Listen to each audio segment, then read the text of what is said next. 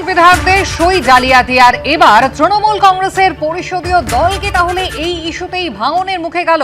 সই জালিয়াতির বিরুদ্ধে সরব হয়েছেন তৃণমূল কংগ্রেসের দুই বিধায়ক ঋতব্রত বন্দ্যোপাধ্যায় এবং সন্দীপন সাহা। তারপর পরে তৃণমূল তাদেরকে বহিষ্কার করলো দল থেকে।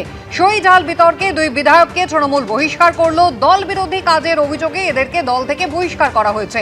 ঋতব্রত বন্দ্যোপাধ্যায় এবং সন্দীপন সাহা এই দুই তৃণমূল বিধায়কের অভিযোগের ভিত্তিতেই এফআইআর হয়েছে বলে গতকাল জানিয়েছিলেন মুখ্যমন্ত্রী শুভেন্দু অধিকারী। যার বিরুদ্ধে সই জালের অভিযোগ রয়েছে জবাবদিহি তাকেই করতে হবে।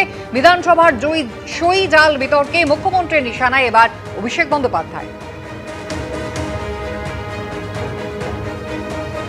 অর্থাৎ ঋতব্রত বন্দ্যোপাধ্যায় এবং সন্দীপন সাহার অভিযোগের ভিত্তিতে এফআইআর দায়ের হয়েছে গতকালই জানিয়েছেন মুখ্যমন্ত্রী শুভেন্দু অধিকারী।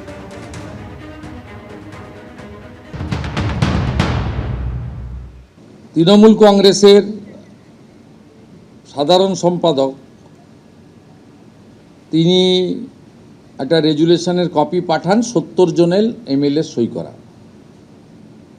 27/5 দুজন এমএলএ মাননীয় ঋতব্রত বন্দ্যোপাধ্যায় এবং সন্দীপন সাহা অভিযোগ করেন, complaint allege that the resolution dated 6/5/2026 was manufacture and fabricated. The complaint mentioned that as many as 14 signatures were in block letters.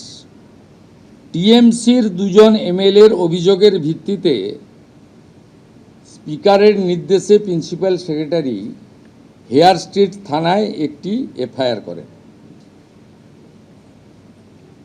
এবং হোম সেক্রেটারির নির্দেশে আমার অনুমোদনে পুলিশ মন্ত্রী হিসেবে এটাকে সিআইডিতে দিয়ে দেয়।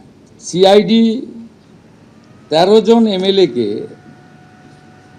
ইনভেস্টিগেট করে with video photography and signature verification করার জন্য সরকারি লোককে সাথে নিয়ে। এদের মধ্যে 3 জন এমএলএ বাহারুল ইসলাম, অরূপ রায় এবং সুভাষিস দাস, তারা